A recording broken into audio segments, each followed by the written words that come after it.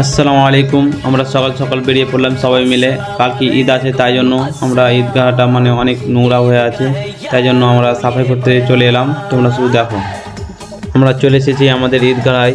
তো দেখো তোমরা, সবাই সাফাই করছে।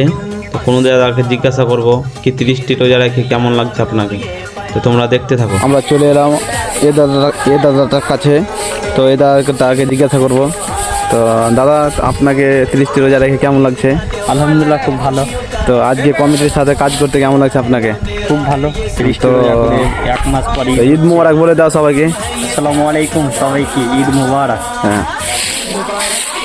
তো আমরা আবার চলে যাবো আর একটা দাদার কাছে জিজ্ঞাসা করতে।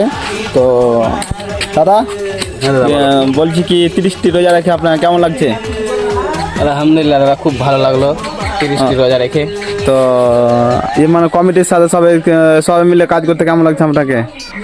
খুব ভালো দাদা, কাজ করে খুব ভালোই লাগলো। হ্যাঁ, তো সবাইকে বলে দাও ঈদ মোবারক।